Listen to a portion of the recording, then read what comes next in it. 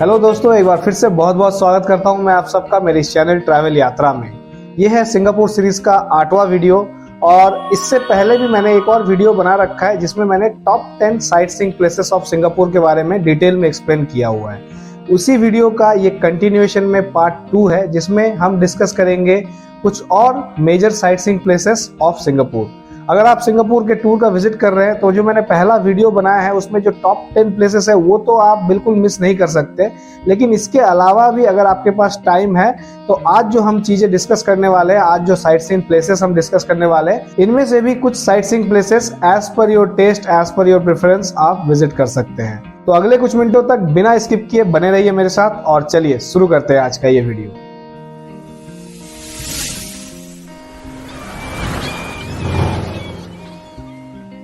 सबसे पहले जो मेरे पिछले वीडियो में मैंने टॉप 10 साइट सीइंग प्लेसेस के बारे में एक्सप्लेन कर रखा है वो है ये पर्टिकुलर प्लेसेस जिसका मैं लिस्ट यहाँ पर स्क्रीन पर दिखा रहा हूँ। इस पर्टिकुलर वीडियो को आप देख लीजिए, इसका मैं आई बटन में भी लिंक दे रहा हूँ और डिस्क्रिप्शन में भी सिंगापुर प्लेलिस्ट का जो लिंक है उसमें आपको वो वीडियो मिल जाएगा। तो इन प्लेसेस के अलावा जो और मेजर साइट सीइंग प्लेसेस है सिंगापुर में, उनमें सबसे पहला नाम है सिंगापुर बोटैनिक गार्डन। इस पर्टिकुलर बोटैनिक गार्डन तक आने के लिए जो सबसे नियरेस्ट MRT है वो है बोटैनिक गार्डन और इस बोटैनिक गार्डन का एंट्री बिल्कुल फ्री है विदाउट एनी कॉस्ट। सो आप यहाँ पर आराम से कभी भी आ सकते हैं, बट मेक श्योर अगर आप इस बोटैनिकल गार्डन का विजिट का प्लान कर रहे हैं तो आपके पास एटलीस्ट हाफ डे टाइम होना चाहिए, क्योंकि ये इतना बड़ा गार्डन है।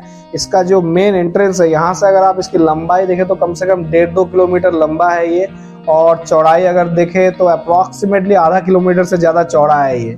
तो इतना लंबा चौड़ा पार्क है ये या फिर ये बोटैनिकल गार्डन है कि आपको एटलीस्ट 3 to 4 आवर्स लग जाएंगे। और जैसे आप इस पर्टिकुलर गार्डन के अंदर आते हैं तो ये फ्री ऑफ कॉस्ट है। इसका मतलब ये नहीं है कि यहाँ पे जस्ट एक ओपन सा एक पार्क जैसा जगह है जहाँ पे आप बैठ सकते हैं, थोड़ा बहुत टाइम स्पेंड कर सकते हैं, ऐसा नहीं है। ये यूनेस्को वर्ल्ड हेरिटेज के लिस्ट में आता है, तो आप समझ सकते हैं ये किस तरीके का गार्डन होगा। जैसे आप एंट्री करते हैं आपको यहाँ पे अलग अलग तरीके के गार्डन के सेक्शंस मिल जाएंगे, पार्ट बाय पार्ट आप देख सकते हैं। कहीं पे आपको हीलिंग गार्डन मिल जाएगा। हीलिंग गार्डन में आपको जितने भी तरह के प्लांटेशन आप देखेंगे, सारे मेडिसिनल प्रॉपर्टीज के प्लांटेशन आपको दिखेंगे यहाँ पर। इसके बाद आप थोड़ा आगे जाएंगे तो आपको यहाँ पर evolution garden, then fragrant garden, बहुत ज्यादा फ्रैग्रेंस होते हैं जिन फ्लावर्स में, जिन स्पीसीज में, वो आपको दिखेंगे यहाँ पर। देन थोड़ा और आगे जाएंगे आप यहाँ पर तो आपको यहाँ पर रेन फॉरेस्ट ट्रायल दिख जाएंगे। जो रेन फॉरेस्ट के जो जंगल्स होते हैं उस तरीके के बड़े बड़े पेड़ रहेंगे और बीच से आपको वॉक करने के लिए एक पैसेज बनाया हुआ रहेगा। कहीं कहीं पर बहुत ज्यादा डेंस फॉरेस्ट होने के कारण ये जो पाथ है ये थोड़ा हाइटेड बनाया हुआ रहता है। तो अगर आप नेचर लवर है तो इस तरह का एनवायरनमेंट और इस तरह के पाथ से वॉक करना आपको बहुत ही अच्छा एक पॉजिटिव वाइब देगा। देन और थोड़ा आगे आप जाएंगे इस बोटैनिक गार्डन में तो आपको यहाँ पर 2-4 लेक मिल जाएंगे। यहाँ एक आध लेक नहीं है, यहाँ पर आपको eco lake, symphony lake, then swan lake, इस तरीके के अलग अलग 2-3 लेक्स मिलेंगे। यहाँ पर आपको टर्टल्स देखने को मिल जाएंगे।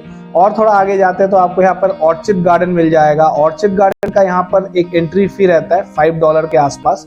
अदरवाइज इसके अलावा जो बाकी एरियाज है यहाँ पर फ्री ऑफ कॉस्ट है। यहाँ पर एक चिल्ड्रन गार्डन का भी एक सेक्शन है जिसे जैकब बलास चिल्ड्रन गार्डन सेक्शन कहा जाता है। तो यहाँ पे अगर आपके पास किड्स है तो उनके साथ आप आते हैं तो वो भी यहाँ पर काफी एंजॉय करेंगे। तो इस तरीके से ये पर्टिकुलर बोटैनिकल गार्डन इतने बड़े एरिया में फैला हुआ है और इसके अंदर इतनी सारी चीजें हैं देखने के लिए, तो आराम से आपको कम से कम 3-4 घंटा तो प्लान करके आना ही है। अदरवाइज यहाँ पर आपको आकर वो सेटिस्फैक्शन नहीं मिलेगा, आपको ऐसा लगेगा कि कौन सा चीज देखे कौन सा चीज छोड़े। इसके बाद next major sight seeing places के लिस्ट में आता है द एयरफोर्स म्यूजियम। अगर आप aircrafts, helicopters, jet planes, fighter planes के शौकीन हैं तो आप इस पर्टिकुलर म्यूजियम में आ सकते हैं। ये भी फ्री ऑफ कॉस्ट है। यहाँ तक आने के लिए आपका जो नियरेस्ट MRT है वो है ताइसेंग MRT के पास आके यू कैन जस्ट टेक बस नंबर 90 और 90A जो आपको 10 मिनट के अंदर इस पर्टिकुलर म्यूजियम तक पहुंचा देगा।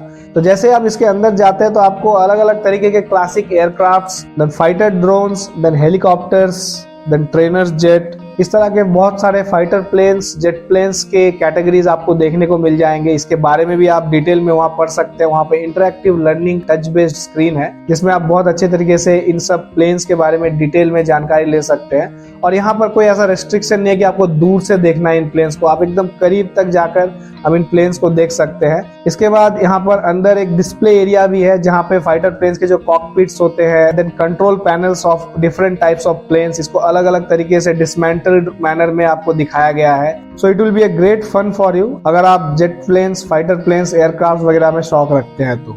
देन हमारे साइट सीइंग कैटेगरी के लिस्ट में नेक्स्ट नाम है नेशनल म्यूजियम ऑफ सिंगापुर। इस पर्टिकुलर म्यूजियम तक आने के लिए जो नियरेस्ट MRT है वो है ब्रास बसा, और इस म्यूजियम का जो एंट्री फी है वो यहाँ के जो सिटीजन है और PR है इनके लिए तो फ्री ऑफ कॉस्ट है, बट फॉरेनर्स के लिए इसका अप्रोक्सीमेट कॉस्ट है 15 SGD। सो इस पर्टिकुलर म्यूजियम में अगर आप आते हैं तो यहाँ पर आपको सिंगापुर का जो कल्चर है वो आपको बड़े डिटेल में जानने का अवसर मिलेगा। यहाँ पर आपको 1960s और 1980s में जो प्रोडक्ट्स वगैरह यूज होते थे, जो टेक्निकल चीजें यहाँ पर यूज होती थी जैसे टाइपराइटर्स वगैरह और इस जमाने के जो कंप्यूटर्स वगैरह होते थे, ये सब चीजें आपको देखने को मिलेंगे। यहाँ पर जो सेकेंड वर्ल्ड वॉर के टाइम में जो जापानीज ऑक्यूपेशंस हुए थे सिंगापुर में, इसके बारे में भी डिटेल में जानकारी मिलेगी और बहुत सारी चीजें हैं। यहाँ सिंगापुर ने किस तरीके से प्रोग्रेसिव ग्रोथ किया और किस तरह से अपने आप को डेवलप किया, इसके जो पूरे स्टेजेस है ये आपको देखने को मिलेंगे। इसका एक पूरा हिस्ट्री आपको जानने को मिलेगा। सो इस तरह के चीजों में अगर आप शौक रखते हैं तो आप इस पर्टिकुलर म्यूजियम को भी जरूर विजिट कीजिए।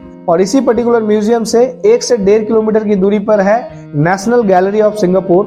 तो अगर आपको सिंगापुर के हिस्ट्री और इसके बैकग्राउंड को और डिटेल में जानना है तो आप इस पर्टिकुलर गैलरी को भी विजिट कर सकते हैं। अब साइट सीइंग के कैटेगरी में नेक्स्ट नाम है हाओपार विला। हाओपार विला एक चाइनीज माइथोलॉजी को दर्शाता है।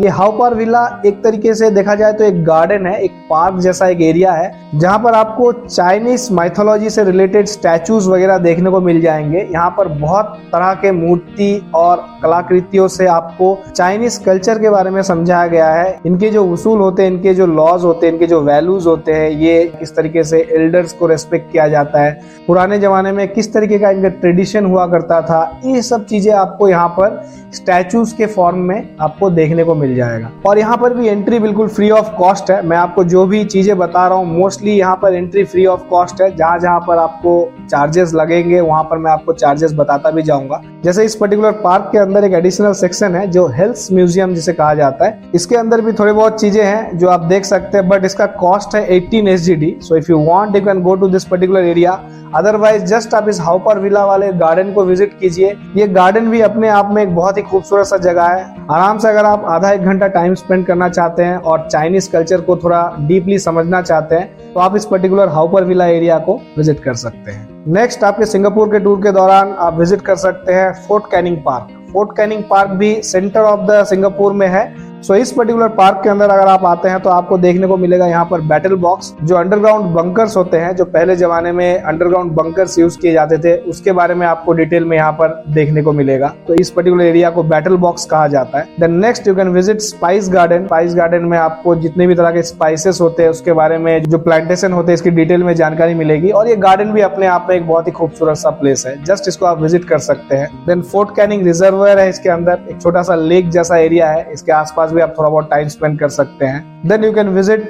Tree tunnel. ट्री टनल एक स्पेशल स्पाइरल टाइप का स्टेयरकेस बना हुआ है जिसके ऊपर पूरे प्लांटेशंस वगैरह बने हुए हैं। तो एक तरह से फोटोशूट वगैरह के लिए बहुत अच्छा प्लेस है। अगर आप इंस्टाग्राम में रील वगैरह बनाते हैं या फिर आप शॉर्ट्स वगैरह बनाते हैं और उसके लिए अगर आप एक अट्रैक्टिव वीडियो या फिर अट्रैक्टिव फोटोशूट करना चाहते हैं तो you can just visit this tree tunnel. So you can just come here, visit this fort Canning park और आराम से 1-2 घंटे के लिए यहाँ पर शांति से टाइम स्पेंड कर सकते हैं, कुछ यूनिक चीजें एक्सपीरियंस कर सकते हैं। अब हमारे सिंगापुर टूर के लिस्ट में नेक्स्ट साइटसीइंग प्लेस है टाइगर ब्रूअरी टूर।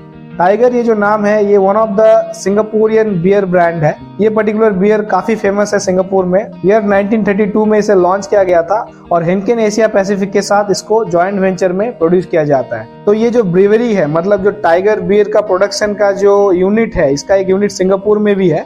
तो इस पर्टिकुलर यूनिट का ये टूर देते हैं। तो सबसे पहले इस पर्टिकुलर एरिया तक आने के लिए आप आ सकते हैं बून किन MRT तक और यहाँ से आप ले सकते हैं बस नंबर 182।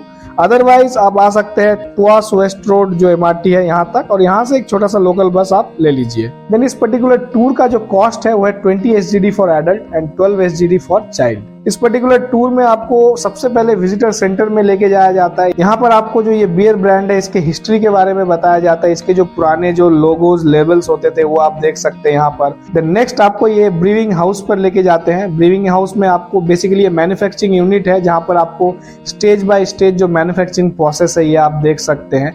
देन उसके बाद ये इसका नेक्स्ट स्टेज पे लेके जाते हैं जो है पैकेजिंग गैलरी। पैकेजिंग गैलरी में जो मैन्युफैक्चरिंग यूनिट के बाद ये जो प्रोडक्ट्स बन के तैयार होते हैं, इसे किस तरह से पैकेज करके और कहाँ कहाँ भेजा जाता है, किस ब्रांड लोगो किस नेम के साथ ये जाता है, ये हर चीज आप देख सकते हैं यहाँ पर।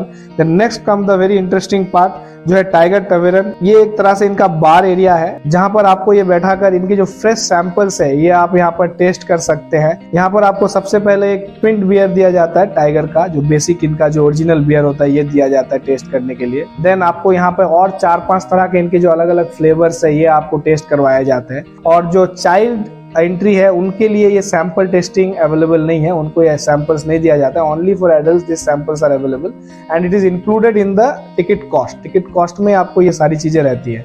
तो यहाँ पर आपको अलग अलग तरह के फ्लेवर्स आपको सैंपल्स टेस्ट करने को मिलेंगे। जैसे इनके काफी सारे फ्लेवर्स है, जो टाइगर का जो नॉर्मल बियर होता है उसके अलावा भी इनके पास Tiger Crystal, Tiger Black, Tiger White, then Tiger Radler lemon, then Tiger Radler grapefruit, Tiger Radler mint, then इस तरह के और भी बहुत सारे फ्लेवर्स है। ये सारी चीजें आप यहाँ पर सैंपल्स वगैरह टेस्ट कर सकते हैं। देन आप जब फाइनली यहाँ से एग्जिट करते हैं इस पर्टिकुलर ब्रूइंग फैक्ट्री से, तो आपको एज ए मोमेंटो एक छोटा सा बियर पैक करके भी दिया जाता है जो आप कैरी करके ले जा सकते हैं। सो इस तरीके से आपके सिंगापुर टूर के दौरान अगर आप चाहे तो एक $20 स्पेंड करके इस तरीके का टाइगर ब्रूइंग फैक्ट्री टूर के ऑप्शन पर भी जा सकते हैं। नेक्स्ट हमारे साइट सीइंग लिस्ट में अगला पॉइंट है मरीना बे क्रूज सेंटर। अगर आप क्रूज शिप्स वगैरह देखने के शौकीन हैं और आप इस तरह के अलग अलग बहुत सारे क्रूज शिप्स एक ही जगह पर देखना चाहते हैं तो आप इस पर्टिकुलर मरीना बे क्रूज सेंटर पर आ सकते हैं। ये एरिया क्रूज के लिए boarding and D boarding point है एक्चुअली, बट अगर आप क्रूज बोर्ड नहीं भी करना चाहते हैं, जस्ट आप क्रूज देखना चाहते हैं करीब से, तो आप इस पर्टिकुलर पॉइंट तक आ सकते हैं। हाँ, आपको इसके अंदर आपको आने का एंट्री नहीं मिलेगा अगर आपके पास प्रॉपर बोर्डिंग पास और टिकट्स वगैरह नहीं है तो, बट इस पर्टिकुलर पॉइंट से थोड़े दूरी पर आप आ सकते हैं और यहाँ से आप क्रूज को बड़े करीब से देख सकते हैं। क्रूज के अगर आप शौकीन हैं और अलग अलग तरह के क्रूज एक ही जगह में आपको देखना है तो इस पॉइंट तक आप जरूर आइए, फोटोज वगैरह क्लिक कीजिए, आधा घंटा यहाँ पर टाइम स्पेंड कीजिए। So it will be a good option for you to spend some time in the evening. Now next हमारे लिस्ट में जो साइट सीइंग प्लेस है वो भी इसी पर्टिकुलर पॉइंट से स्टार्ट होता है, जो मरीना बे क्रूज सेंटर है। इसी के जस्ट पास में आप देख सकते हैं ये मरीना साउथ पियर है।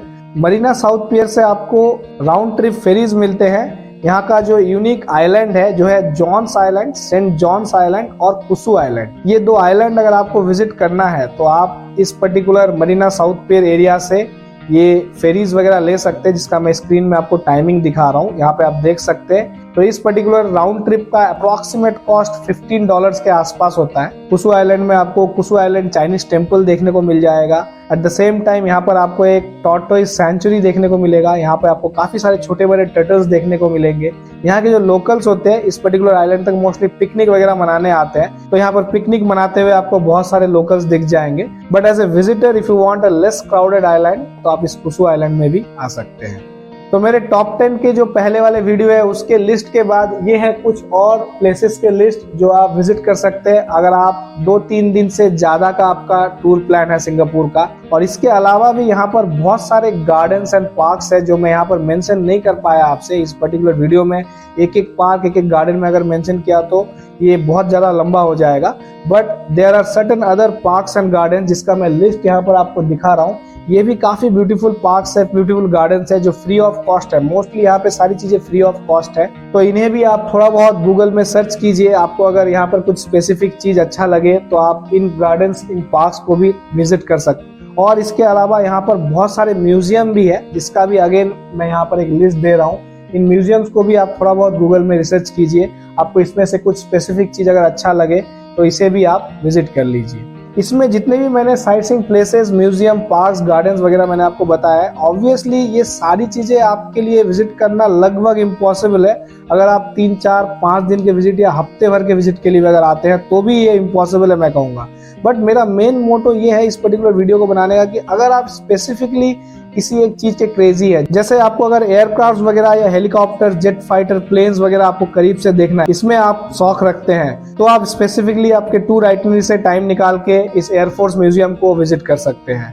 देन अगर आपको क्रूज वगैरह बहुत करीब से देखने का शौक है, और इंडिया में ऑब्वियसली बहुत ज्यादा क्रूज वगैरह दिखते नहीं है हमें, कॉर्डिलिया के अलावा 1-2 और क्रूज के अलावा बड़े क्रूज हमें इंडिया में देखने को नहीं मिलते हैं, तो अगर आप करीब से देखना चाहते हैं तो आप मरीना बे क्रूज सेंटर तक जाइए और वहां पर आप इन चीज को करीब से देखिए। अगर आपको चाइनीज कल्चर के बारे में डीप नॉलेज चाहिए या फिर सिंगापुरियन कल्चर को अच्छे से आपको जानना है तो इनके जो म्यूजियम वगैरह है इनको आप विजिट कीजिए। सो मेरा मेन मोटो यही था कि इनमें जो चीजें हैं इसमें से अगर आप स्पेसिफिकली किसी चीज को अच्छे से जानना चाहते हैं या फिर स्पेसिफिकली किसी चीज को देखने का शौक रखते हैं तो आप इन सब जगहों को जा सकते हैं। बाय द वे यहाँ पर F1 फॉर्मूला 1 रेसिंग का जो ग्राउंड है वो भी सिंगापुर के अंदर है।